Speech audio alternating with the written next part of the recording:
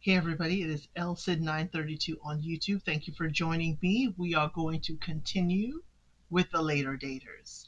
I will ask you right now to take a moment, like the video, share it with a friend, leave a comment below. People are coming by and not knocking at the door saying, hey, I've been by, I like it, I don't like it. Leave a comment. Let me know what you think about this show because it certainly helps movement in the algorithm. So, talking about movement, these later daters are moving right along with their dates. And let me grab my notes. Because episode 4, we start with Anise continues her date with Bill. Bill is the Englishman. They went out for caviar. He, remember, tells her that he only dates black women. His kids are mixed. And he said black women have a high level of energy and passion that he really loves and adores. So she says all her relationships were with black men. Her children are all black. And she says she came from a segregated town. While she may have flirted with a young man in school, when he asked her out, she's like, oh my gosh, we can't do that. So Anise said, is it really hard for you to approach a black woman?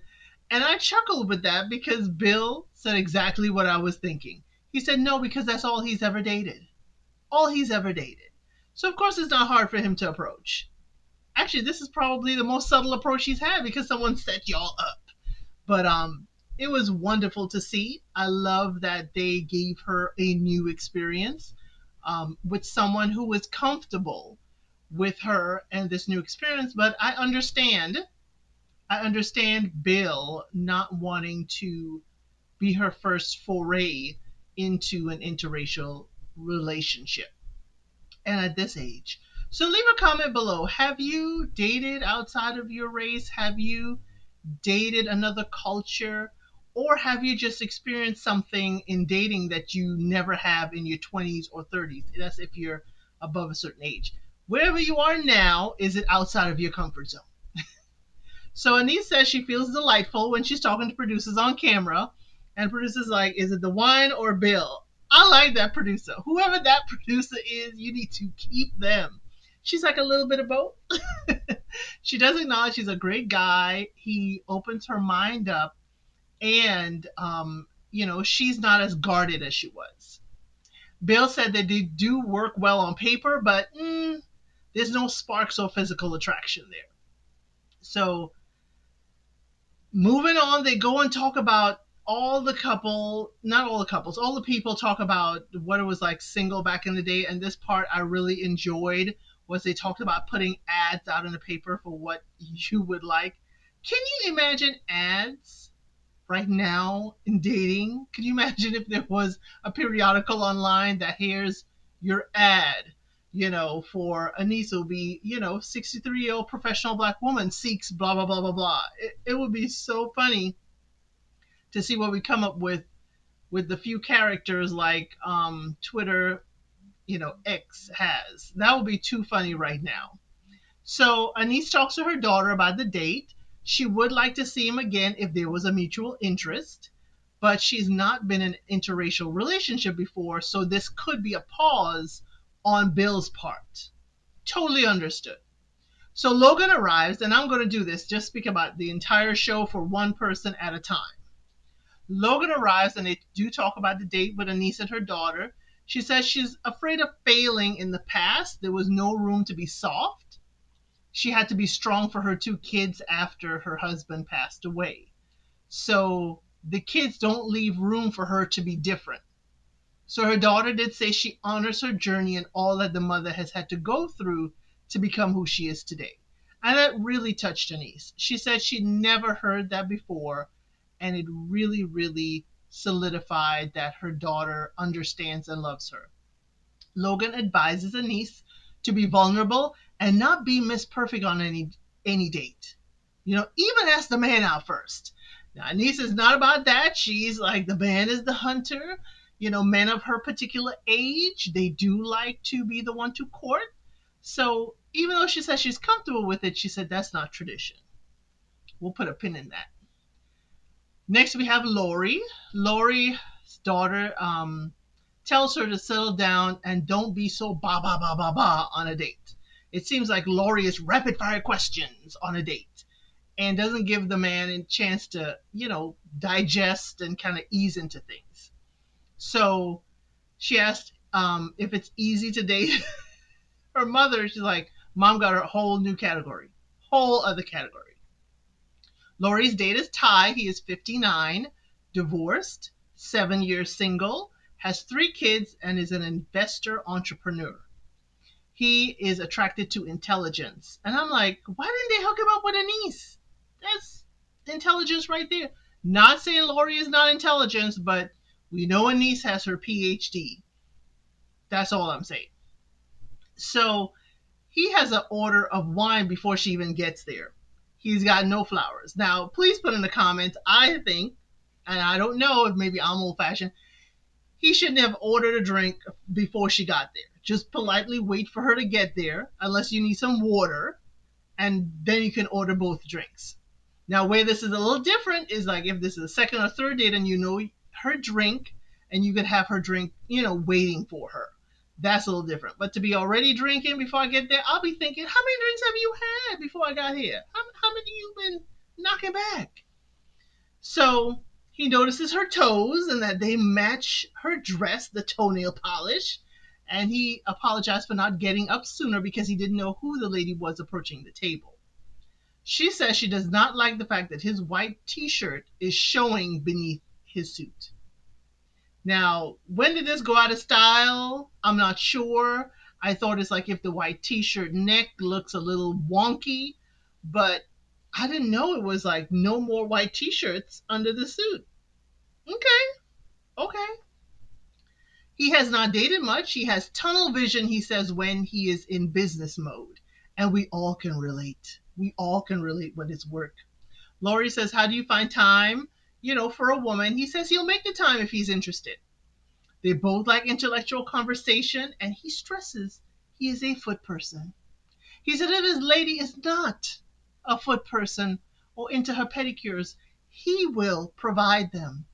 He will drop her off, pay for it to get done, and he will pick her up. He will send her to get the pedicures. Now, while many women may find that cute, at first I was like, that's real cute, Ty. Ooh, you putting it on. But then I'm like, is Ty going to want to pick the nail polish too? Is Ty going to want to pick the style and artwork? Or is he staying there and getting his own pedicure? I'm watching you, Ty. He wants to get married again, and she just keeps doing these rapid fire questions. I'm like, girl, calm down. He said he does not stare at you when he talks, because she's like, why is he looking all over? And, for some people, looking directly at someone's face or in their eyes while you're talking constantly can be, a little either intimidating, aggressive. They may see it as such, but he was just not comfortable yet.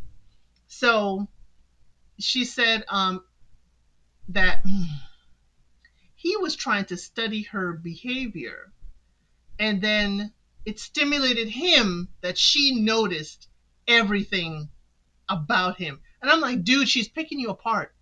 She's not studying you. She is picking every little thing about you apart. But she said it's part of her job. It's part of her field. Remember, she is a behavior specialist with the school system. And he does ask her, like, some questions, like if she could change humanity, what would she do? And she's like, greed. And he did ask for a second date. She's open to it. And he was just asking her, what do you like to do? Bird watch. And she's like, that ain't gonna get it. So when they exchanged numbers, here's something interesting. He was already in her phone. His number was Ty, POF, for Plenty of Fish. Plenty of Fish is a dating site. I'm not sure how it is now. It is certainly was, before COVID, a dating site that people would just hook up and see each other. But I will tell you, I did foray into Plenty of Fish, and yeah. So she said she went to the app while there and said May 8th, 2017 was the last contact they had. She said she needs to know why they stopped talking. Ty looks nervous. I'm sorry, Ty. You look nervous. You look nervous and guilty, like you ghosted this woman. She said she needs more time to know if this is a friend or if something intimate could happen. We move to Nate's date. He brings flowers. He is dressed in this deep brown jacket with a black mock turtleneck. Nate, you never fail to impress me with your dressing. Nate, you're on point. I'm so glad you did not listen to your ex to dress down for this date. Keep it up, Nate. Don't listen to her. So his date is with Lisa. She's 56, divorced. She was married for 33 years. She is single for the past 2 years. She has 2 kids and she's an esthetician. One thing I looked at Lisa is like, Lisa looked beautiful. Lisa looked absolutely gorgeous. But I wondered if her outfit was more for the club rather than having dinner with someone. So that was my thing. So Nate turns up the charm because Nate was hoping that was his date. They both seem to have a flair for dressing well. They talk kids. He said his daughter had to figure it out when her mom and I did not want her to live with either one of us. So she went into the military. So Lisa says both of her kids live with her. And Nate was like, wow, wow. She admits she's too soft on her kids and they're in their 30s. And Nate said, red flag on the play to have grown kids living with you. Yes, red flag. I'd like to hear more of that conversation. Because if Lisa was married for 33 years, her kids are in the 30s. These kids, I wonder, are they there on their own fruition or are they there to keep her company? Because she has been with someone for all this time and maybe living alone and being lonely. I would like to know the semantics of it. Did they move with her after the divorce? Is she, I'd like to know more because I wouldn't want to cut her off. And we'll learn that, sometimes people's living situations may be different. There are other cultures too where the kids don't move unless they are getting married and establishing their own family. So I also want to ask Lisa, are your kids blocking you from dating? Because here's a gentleman, Nate, who really is into you, really likes you, but he is afraid because your kids live with you. So he tells her he learned a lot on his date. She asked for a selfie. She asked for the selfie and she pulled Nate's move on him. So she did get his number that way, send him the photo, and they walked off holding hands.